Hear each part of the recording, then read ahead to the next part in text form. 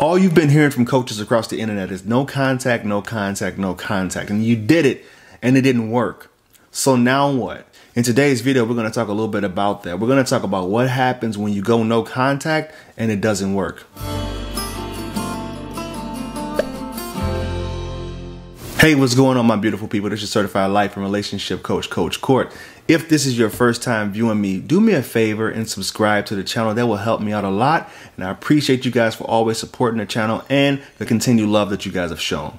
In today's video, we're going to talk about what happens when you go no contact and it doesn't work. This video was sparked by several people that I've worked with in the past, several comments that I get on the channel. And then it's something that I feel like I wanted to address.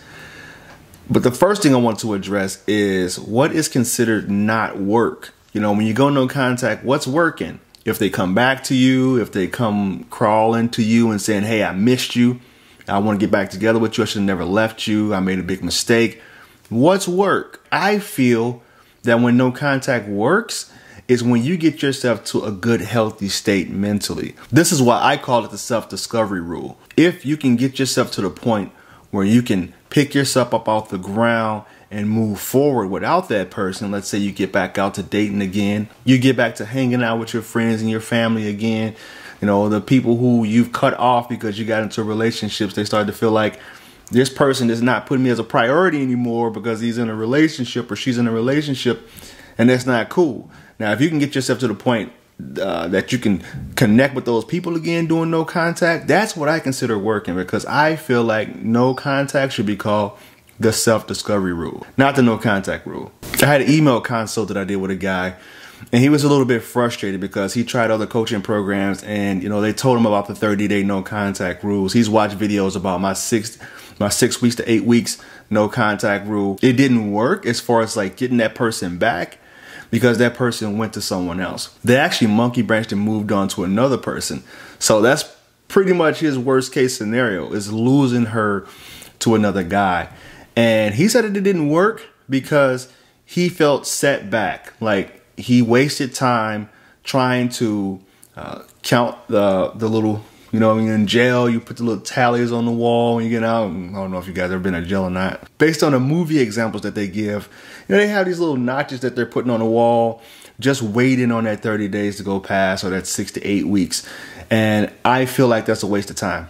That's not using your time wisely. You're not rediscovering yourself again.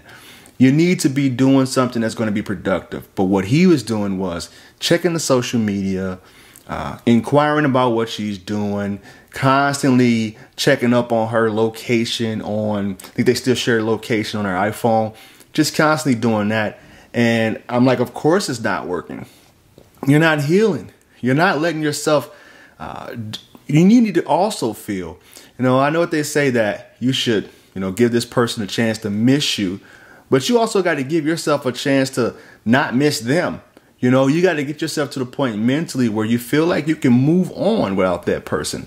Because every time that you check that Snap story, or you check to see if they message you, or you keep going on their Facebook, you're just peeling that scab off and you're bleeding all over again. You're never going to be able to heal that way. So if you haven't gotten yourself to the point where you can go a week without hearing from them, seeing them, or wondering what they're doing, 2 weeks, 3 weeks, then you're never going to get to that point.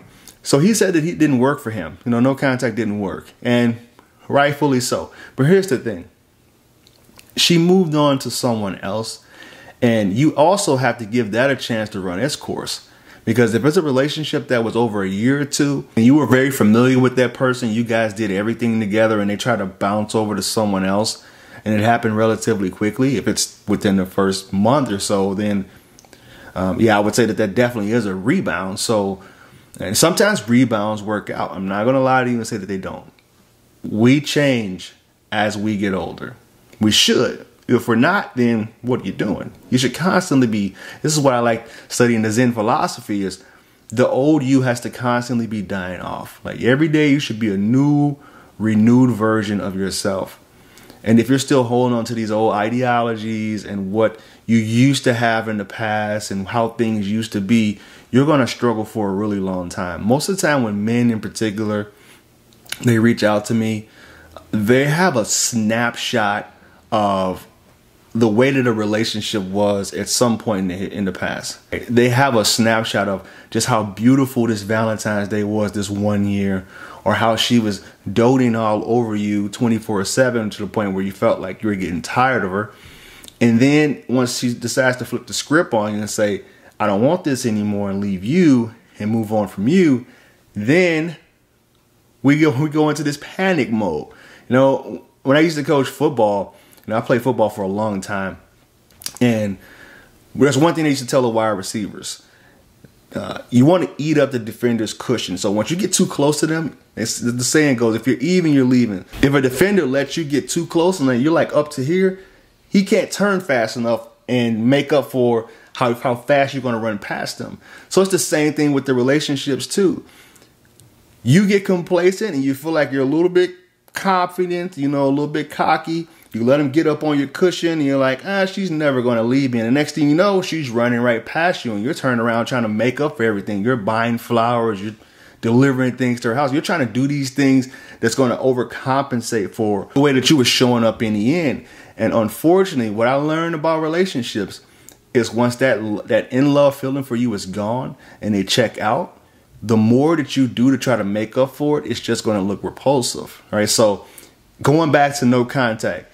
If you're someone who is going through that and you feel like it's not working, you need to redefine what working looks like to you. If you can wake up in the morning and not have this gnawing feeling in your stomach, if you don't have this knot of anxiety, if you don't have these nightmares, because I've experienced that too. You get nightmares sometimes because the subconscious mind is so powerful that even if you try not to think about it, what you ruminate over the most is what's going to show up. So if you want my help personally, the quickest way to get into contact with me is through my website or my Patreon account. All those links are in the description below. You can also follow me in my other social media accounts, Twitter, Instagram, Facebook, is I am Coach Court. And I want you guys to always remember, when your goal be love, you'll never have to find it. Namaste.